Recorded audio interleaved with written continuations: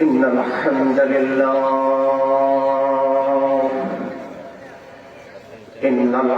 لله نحمده ونستعينه ونستغفره ونؤمن به ونتوكل عليه ونعوذ بالله من شرور أنفسنا ومن سيئات أعمالنا من يهده الله فلا مضل له ومن يضلله فلا هادي له أي فلن تجد له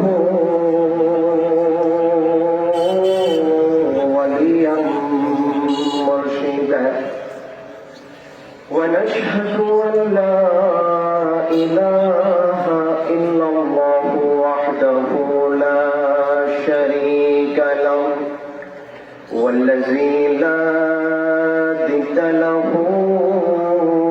ولا ند له لا شبه له ولا شبيه له لا وزير له ولا كفيل له وهو الوحيد الفرد الصمد لم يلد ولم يولد ولم يكن له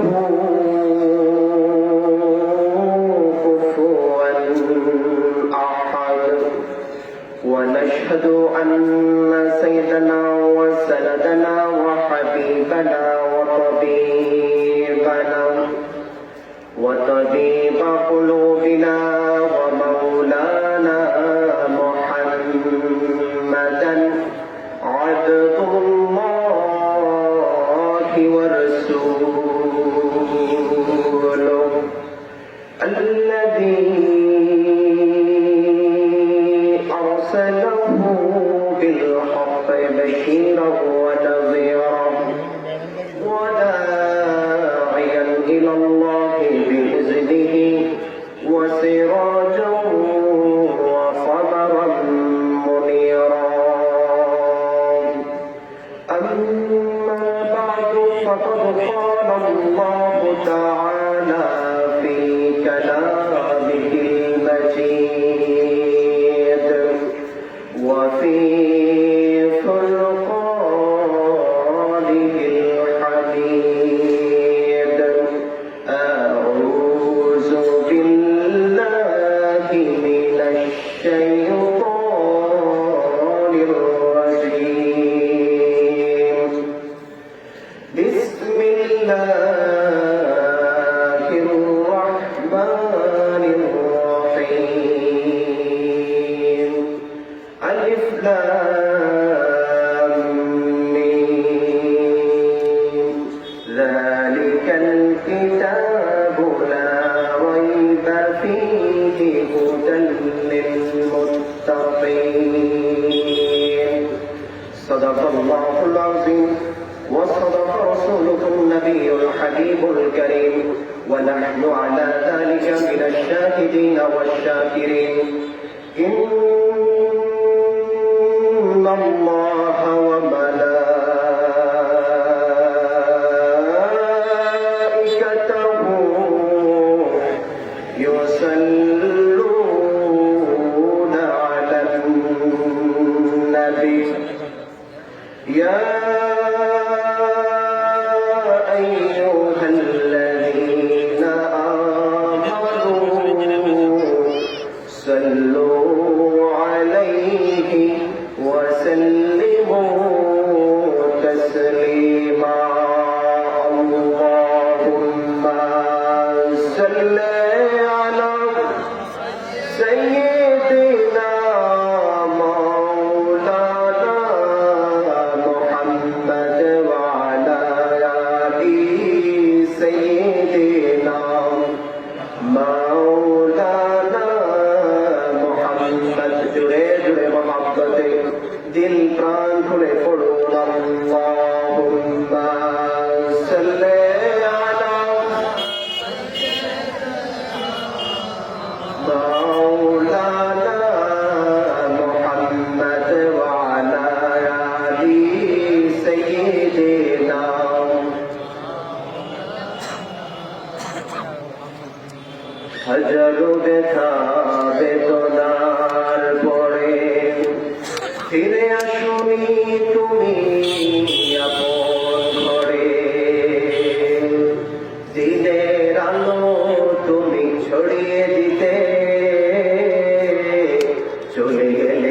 Medina Mecca ছেড়ে হে রাসূল তোমাকে ভুলি আমি কেমন করে হে রাসূল তোমাকে ভুলি আমি কেমন করে আল্লাহুম্মা সাল্লি আলা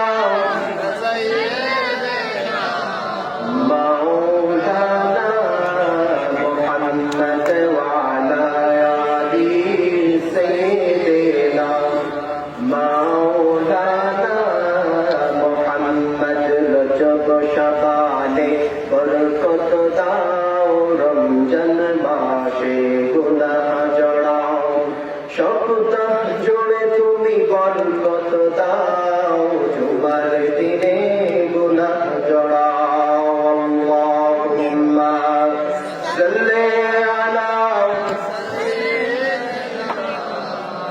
মাওলানা মুহাম্মদ ওয়া আলা আলি সাইয়্যিদিনা মাওলানা মুহাম্মদ লা ইলাহা ইল্লাল্লাহ লা ইলাহা ইল্লাল্লাহ লা ইলাহা ইল্লাল্লাহ আল্লাহ নামে জিকির করবে যারা আল্লাহর কাছে প্রিয় যারা আল্লাহর কাছে প্রিয় যারা জান্নাতে প্রবেশ করবে তারা লা ইলাহা ইল্লাল্লাহ জোরে লা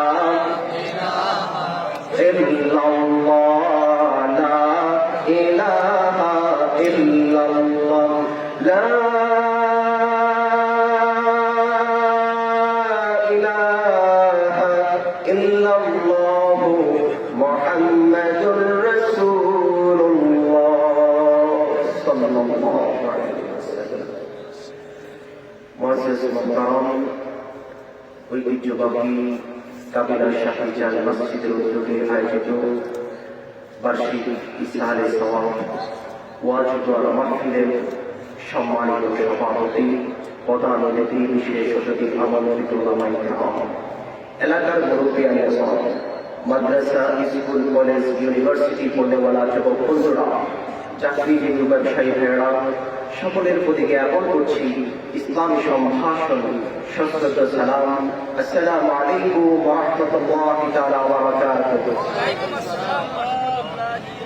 মহান আল্লাহ জাল্লা জালালুহু আম্মা নওয়াফির রিশান দরবারে লাখ কোটি শুকরিয়া যে মহান মালিক দয়া করে মায়া করে মহব্বত করে আজকের এই মোবারক মোতাবারক আজিম শান বরকতময় রজব মাসে আল্লাহর কোরআনের মাহফিলে জান্নাতের বাগানে আসার এবং বসার আমাকে কিছু বলার এবং আপনাদেরকে শোনার তৌফিক দান করলেন ওই মহান মালিকের দরবারে কায় মনোবাক্যে হৃদয়ের সবটুকুন আবেগার অনুভূতি প্রকাশ করে কণ্ঠের সাথে কণ্ঠ মিলিয়ে সমস্বরে সমকণ্ঠে সমবাক্যে বাকসিংহের গর্জন তুলে কোরআনের বলে বলিয়ান হয়ে ইসলামের তেজে জ্ঞান হয়ে আকাশ বাতাস মুখরিত করে সিংহ শার্দুলের গর্জন তুলে কালিমাত শুকর আদায় করে আলহামদুলিল্লাহ লক্ষ কোটি কোটি কোটি কোটি তার চাইতে বেশি দুরুদার সালাম পেশ করছি আল্লাহর সৃষ্টির প্রধান আকর্ষণ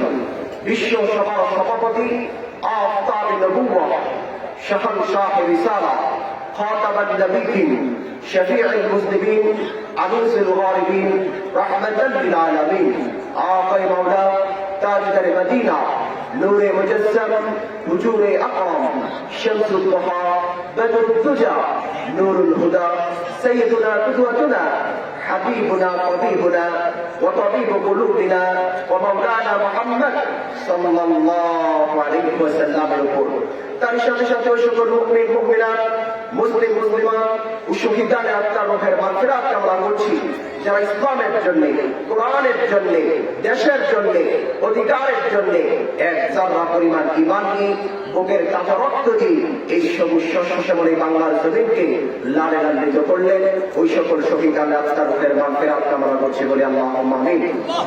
সম্মানিত হাজিরিন, আমি আপনাদের ক্ষেত্রে মহাবিশ্বের মহাবিশ্বয় মহাগ্রন্থ কোরআনুল কারীমের সূরা বাকারা থেকে দুটি আয়াত তেলাওয়াত করেছি।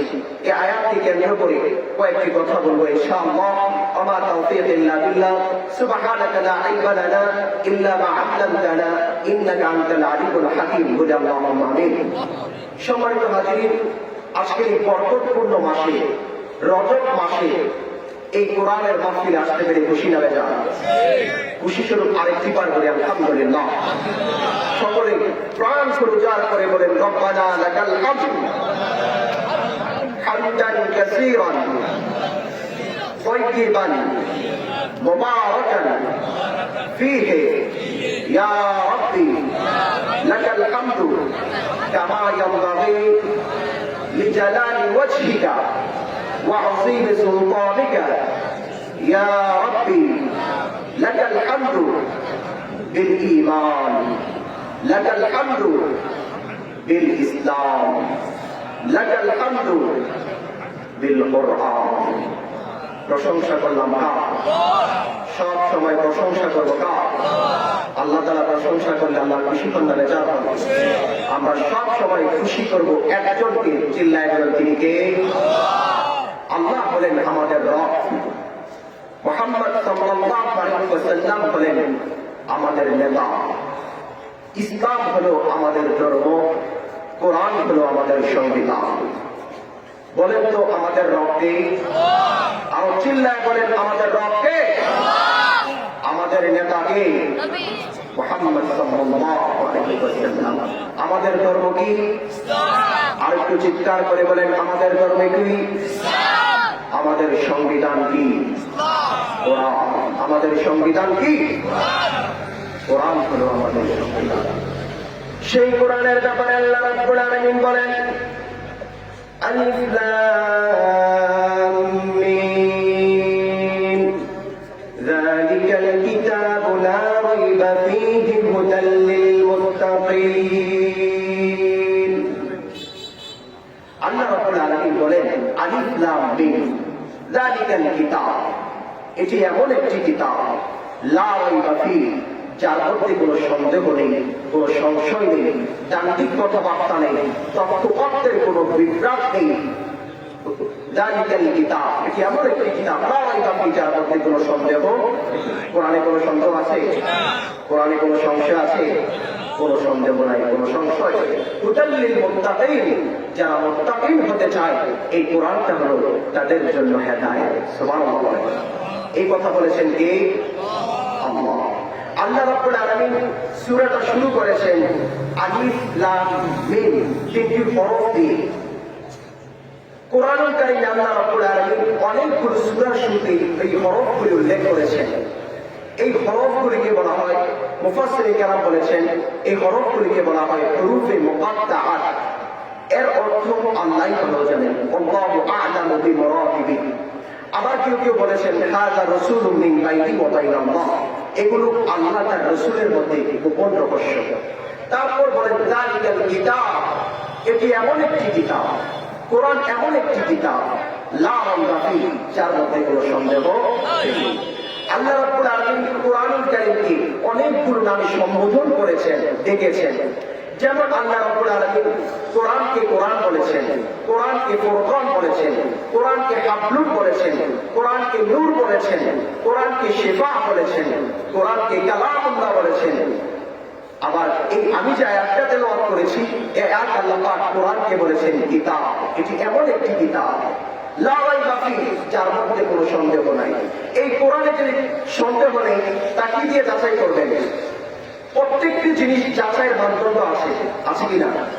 প্রত্যেকটি জিনিস যাচাইয়ের মানদণ্ড আছে। যেমন স্বর্ণ যাচাইয়ের মানদণ্ড আছে, স্বর্ণ যাচাইয়ের মানদণ্ড আছে না? স্বর্ণ যাচাইয়ের মানদণ্ড আছে। টাকা যাচাইয়ের মানদণ্ড আছে, টাকা যাচাইয়ের মানদণ্ড আছে না? ওজন করার মানদণ্ড আছে। কিন্তু কোরআন এমন এক কিতাব, যে কিতাব যাচাই করার মতো কোনো মানদণ্ড পৃথিবীতে নাই। যাচাই বাছাই করার মতো কোনো মানদণ্ড পৃথিবীতে নাই। এখন প্রশ্ন হলো, এই কোরআনকে আমরা কিভাবে যাচাই করব? এই কোরআনের মানদণ্ড যাচাই করার মতো মানদণ্ড পৃথিবীতে নাই। এই কোরআনের যাচাইয়ের মানদণ্ড কোরআন হলো নিজে। কোরআন যাচাইয়ের মানদণ্ড এই কোরআন নিজেই। সুবহানাল্লাহ বলেন। বিজ্ঞান থেকে শুরু করে যা কিছু আছে সকল কিছু হচ্ছে শশী, আর এই কোরআন হচ্ছে বশী। কোরআন হচ্ছে বশী। বিজ্ঞান থেকে শুরু করে যা কিছু আছে সকল কিছু হচ্ছে শশী। সসীম জিনিস দিয়ে অসীম জিনিসকে যাচাই করা যায় না, জাস্টিফাই করা যায় না, মানদণ্ড করা যায় না। অসীম জিনিস দিয়ে সকল সসীম জিনিসকে যাচাই করতে হয়, মানদণ্ড দিতে হয়, অ্যানালাইসিস করতে হয়। অতএব কোরআনকে যাচাই করার মতো বিজ্ঞান নয়, কোরআনকে যাচাই করার জন্য কোনো কিছু প্রয়োজন নেই।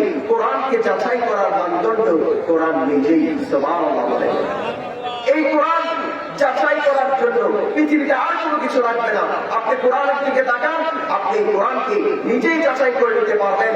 এই কোরআন মহাসত্যের সর্বোচ্চ মানদণ্ড উত্তীর্ণ। সুবহানাল্লাহ বলেন।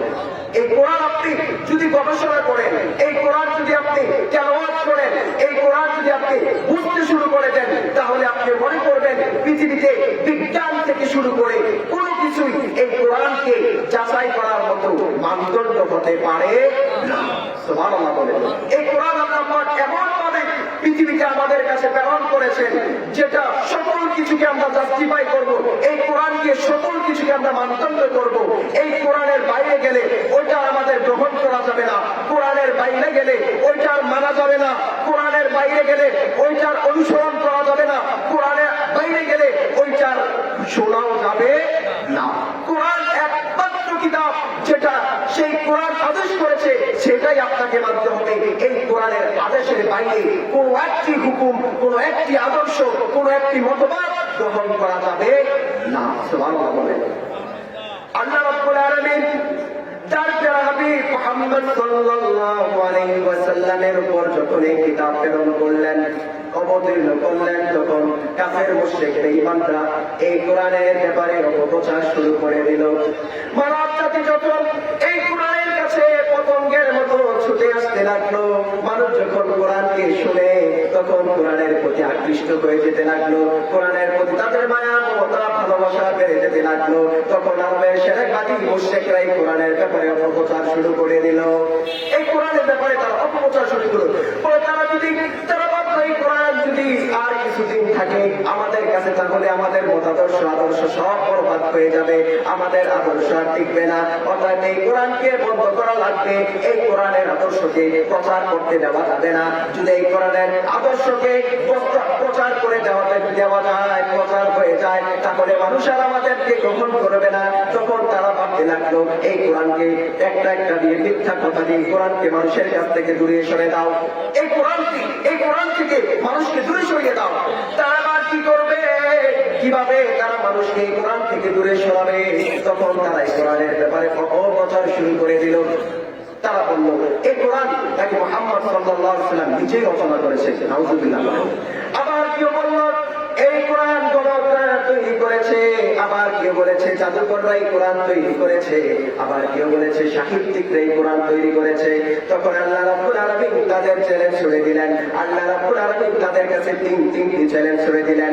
প্রথম আল্লাহ রাব্বুল আলামিন তাদের কাছে চ্যালেঞ্জ ছুড়ে দিলেন, ও আরবের শিরকবাদী মুশরিকরা, তোমরা যারা এই কোরআনের ব্যাপারে অপপ্রচার করছো যে কোরআন মুহাম্মদ সাল্লাল্লাহু আলাইহি ওয়াসাল্লাম নিজে রচনা করেছেন, তাহলে আমি তোমাদের কাছে চ্যালেঞ্জ দিলাম, তোমরা এই কোরআনের মতো একটা কোরআন তৈরি করে এনে দেখাও। তোমরাও এই কোরআনের মতো একটা কোরআন তৈরি করো। এতে তোমাদের যত সাহায্যকারী প্রয়োজন, এতে তোমাদের জন্য যত সাহিত্যিক গবেষক পণ্ডিত দার্শনিক প্রয়োজন, সমস্ত দার্শনিক সাহিত্যিক পণ্ডিতদেরকে ডেকে দাও, সমস্ত দায়িত্বিক সকলকে ডেকে তোমরা এই কোরআনের মতো একটা কোরআন এনে দেখাও। তারা আনতে পেরেছিল, তারা এই কোরআনের মতো কোরআন একটা এনে দেখাতে পারে নাই। আবার আল্লাহ রাব্বুল আলামিন তাদের কাছে দ্বিতীয় চ্যালেঞ্জ ছুড়ে দিলেন, ও আরবের শিরকবাদী মুশরিকরা, তোমরা এই কোরআনের ব্যাপারে অপপ্রচার করছো, আলাইহি ওয়াসাল্লাম এই কিতাব নিজে রচনা করেছেন। তাহলে তোমরা একটা কাজ করো,